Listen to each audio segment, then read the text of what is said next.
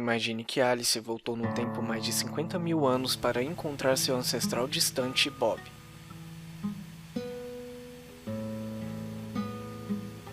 Até este momento, a cultura humana era relativamente simples, utilizando os mesmos instrumentos de pedra primitivos que permaneceram inalterados por milhares de anos. Mas em algum lugar, cerca de 50 mil anos atrás, algo interessante aconteceu.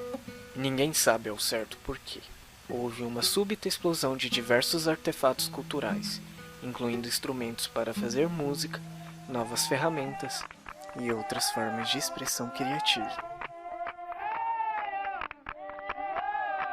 Humanos desenvolveram a capacidade de externalizar seus pensamentos internos. Eles começaram a se comunicar usando linguagem. Alice começa sua busca procurando por água. Ela sabe que populações de humanos e animais tendem a migrar para perto de rios, que são a força vital dos ecossistemas. Eventualmente, ela se depara com uma mancha interessante, uma mancha da mão de Bob. Esta mancha contém bem pouca informação, apenas que ele esteve aqui e talvez volte. Alice sabe que Bob é igualmente inteligente. Ele pode se comunicar oralmente, embora sua cultura ainda não tenha desenvolvido a capacidade de ler ou escrever em sua língua nativa. Na época, a língua universal era a arte. Ela então decide procurar materiais da natureza para pintar uma figura caso ele retorne. Ela pinta um animal que está seguindo, esperando que isso dê uma pista da direção para onde ela vai no futuro. Nossos ancestrais usaram materiais da natureza para criar representações pictóricas de sua realidade. Aqui está uma pintura de caverna real, de cerca de 30 mil anos atrás, que foi encontrada preservada no fundo da caverna Chauvet, na França. Representações similares são encontradas nas cavernas da Espanha também. Um tema comum entre as pinturas antigas são formas de animais, bem como a mão humana. Talvez seja uma assinatura, uma história ou um chamado para um ritual. Quando Bob retorna para a cachoeira, ele encontra a pintura dela e segue em direção ao rio, onde ele acha que ela pode estar. Quando ele chega, ele não a encontra, mas encontra um sinal de que ela esteve aqui antes. Ele decide fazer uma pintura para ela, explicando onde ele está indo em seguida, que é metade do caminho até o rio em direção ao sol poente. Ele tem pouco tempo para pintar uma figura, já que está anoitecendo. Dessa forma, ele precisa de um jeito rápido para visualizar a mensagem. Ele pensa a respeito por um tempo, percebe que sua mensagem só contém 3 objetos mentais distintos: metade, rio, oeste. Então ele decide usar figuras simplificadas para representá-los. Para o rio, ele desenha um símbolo que parece a forma natural do rio, conhecido como pictograma, que é um desenho que se assemelha ao objeto físico que ele representa. Pictogramas são um importante passo na evolução da escrita. Aqui está uma paleta de ardósia cerimonial encontrada no Egito, datada de antes de 3000 a.C. A cena circundante mostra a luta entre os seres humanos civilizados e os animais selvagens ferozes. No entanto, é difícil desenhar figuras para conceitos abstratos, como calmo, velho, perigoso, ou no caso de Bob, metade.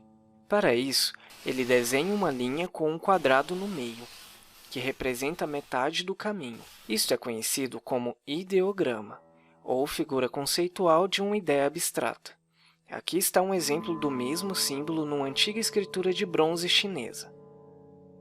Para a ideia de oeste, ele decide pôr uma figura de sol poente. Agora ele faz algo interessante. Ele combina estes símbolos individuais, em termos de significados, para criar uma mensagem. Significado mais significado é igual a novo significado. Ele deixa isso na esperança de Alice encontrá-lo. Alguns dos primeiros artefatos com essa mistura simbólica são encontrados na antiga Mesopotâmia, agora Iraque moderno, casa dos Sumérios. Este é o local de nascimento de muitas das primeiras civilizações do mundo. Aqui nós encontramos barras de argila, que são um dos mais antigos documentos escritos já encontrados. Alguns são anteriores a 3000 anos antes de Cristo. As barras retangulares registram os pagamentos em gado, carregamentos de gado para pastores de engorda e presentes de gado como uma oferenda. Perceba que, ao invés de desenhar uma figura de 10 ovelhas, eles desenham um símbolo representando 10, usando pequenos entalhes, e outro símbolo representando ovelha ou burro, significando simplesmente 10 ovelhas. Chamamos isso de proto-escrita. Finalmente, Alice retorna para a base do rio e encontra a mensagem de Bob. Ela interpreta o significado corretamente, metade do caminho a oeste rio abaixo. Então, ela caminha rio abaixo em direção ao sol poente, e eles finalmente se encontram. Ao longo do tempo, Bob aprende a falar a língua de Alice, permitindo que usem a mesma linguagem oral para comunicar conceitos, compartilhados e ideias. Isto dá a eles uma ideia, a raiz para uma linguagem escrita mais poderosa. Começa com algo muito simples, escrevendo o nome dela. Ela então começa a dissociar o som da figura para o nome dela. Alice, Alice, Al, Ice. Alice possui como língua materna a língua inglesa. Al, em inglês, significa todos, e Ice lê-se ice, que significa gelo. Ela então resolve utilizar o símbolo matemático que significa qualquer que seja, ou seja, todos, para Al, e a figura de gelo para Ice. Então ficaria assim, Al-Ice, Alice. Note que o nome dela não tem relação com símbolos individuais.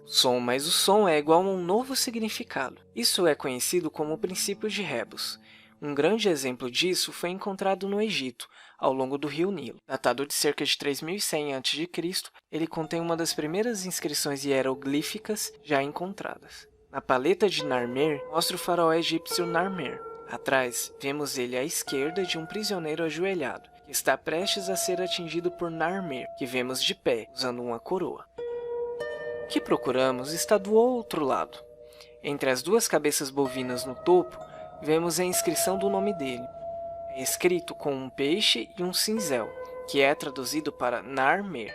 Os dois sons separados das figuras juntos dão um novo significado, e isto representa um desenvolvimento chave na história da linguagem escrita. Mas antes que eles pudessem avançar para o que conhecemos como alfabeto, algo tinha que acontecer. Eles precisavam economizar tempo.